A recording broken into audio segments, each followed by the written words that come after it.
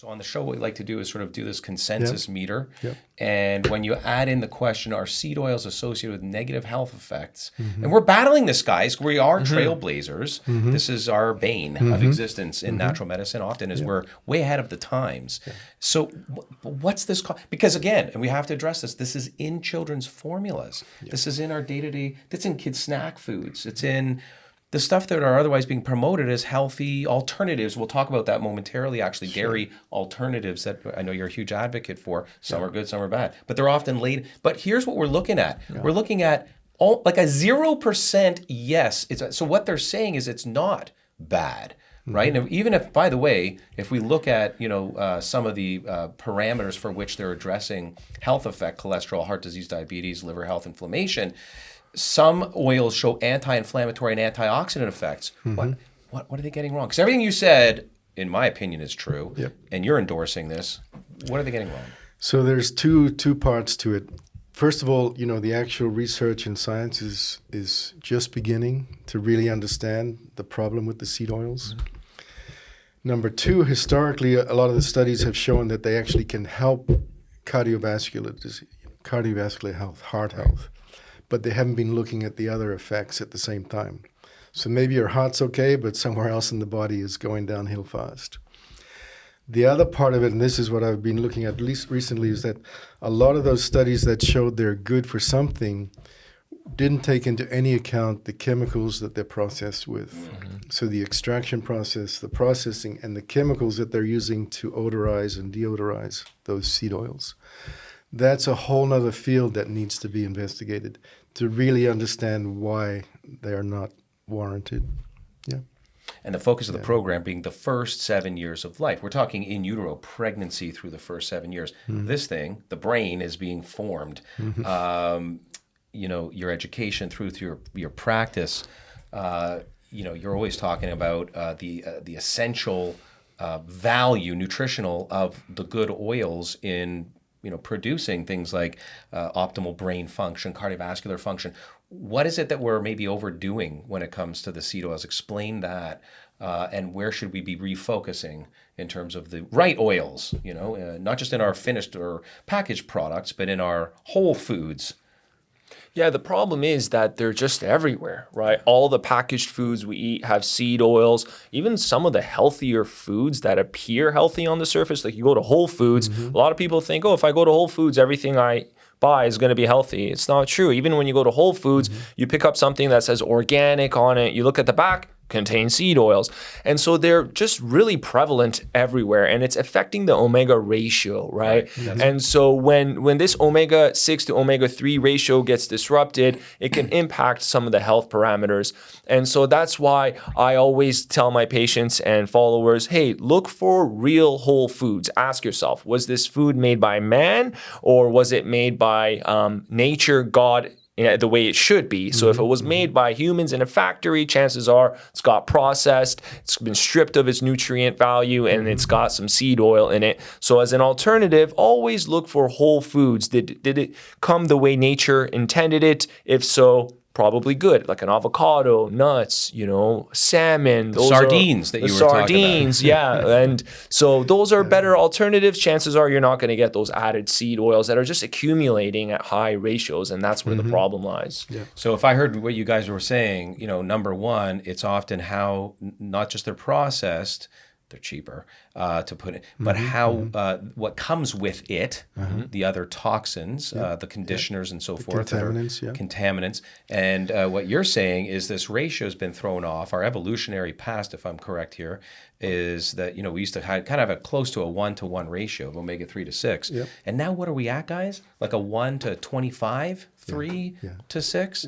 Double digits. And it's pro-inflammatory, and that's bottom line. It's not helpful for the brain. And then if we go back to children and focus on that, those first 7 years, the brain is growing so much. Age of 7, 95% the size, physical size of an adult. And when we look at the brain's fats, it's omega-3, right? And of those fats and oils which make up 90% of the brain, 50% of them is DHA, an omega-3 fatty acid, most commonly found in sardines, fish. So that's what the brain requires those first 7 years to actually develop to its full potential. And if you start playing with that ratio, omega-3, omega-6, that's the other place the inflammation can go. Yeah.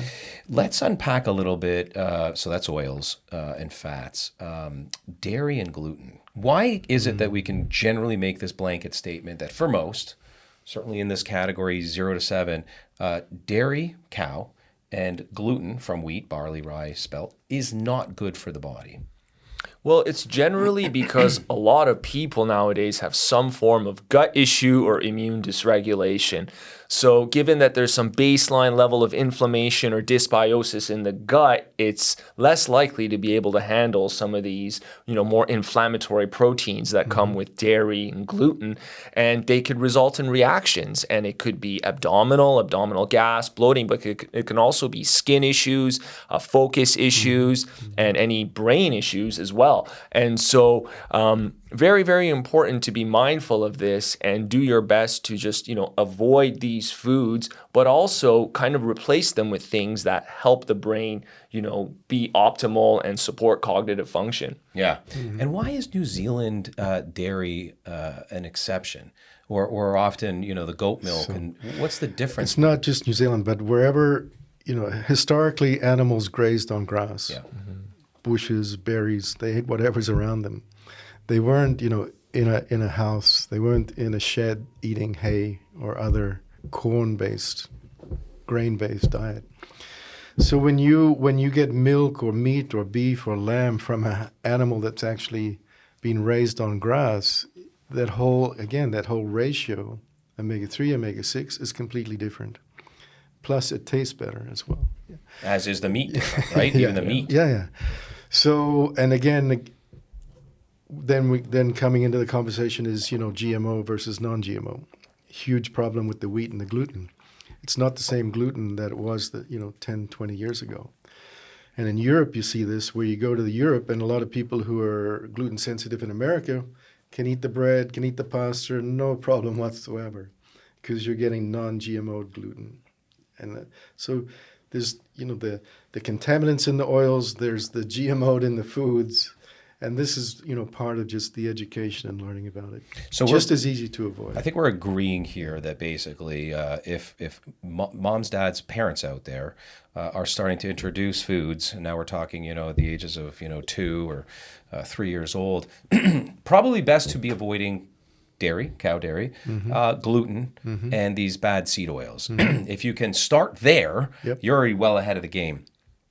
But let's talk about dairy alternatives, because a lot of parents are like, well, dairy's good. And if it's not, and there are alternatives, there's a lot to pick through the weeds here on, because, again, not all health products, superficially anyways, seemingly health products, are good. So before we unpack this, let's just take another trip through Costco with a naturopathic doctor and hear what you have to say about this. Dairy milk options, starting with one of the worst, is Oatly. The reason I don't like Oatly is that their oats are not organic, meaning they are heavily sprayed with glyphosate, which is a pesticide. See, just what you were saying earlier. What's worse, it contains rapeseed oil, which is canola oil, highly inflammatory, and a decent amount of sugar as well, so I don't like this product. Next is Almond Breeze. At least this product doesn't contain any seed oils, but the almond milk is not organic, and another concern with almonds that are not organic is the Roundup or glyphosate. So you want to look for one that is organic ideally, but this one doesn't have much sugar.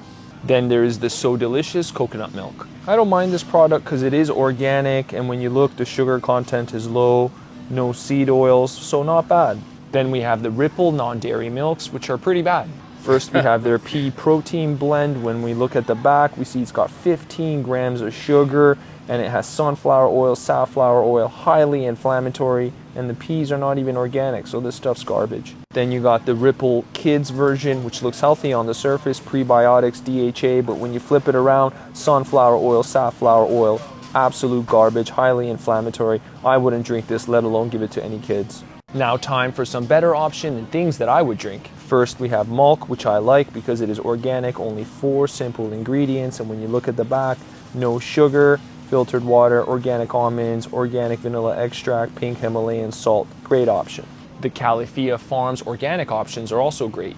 You can see that they're organic and only 4 ingredients, and when you flip it around to the back, very low sugar and organic coconut cream, organic coconut water, no seed oils, low sugar, organic, pretty good option.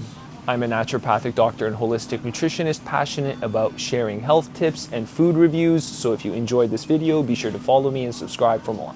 There you go. See, same themes, Great. right? Good stuff. And you're offering up the healthy alternatives within the health food aisle, right? So people need to be a lot more cognizant that just because something is otherwise promoted as healthy, it may not be healthy. Still need to read labels. You really do. Yeah.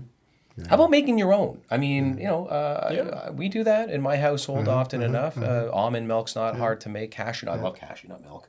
It's just cashews, water, in a Vitamix or a powerful blender, and then a cheesecloth, to pull out from it what you want. You don't have to add anything.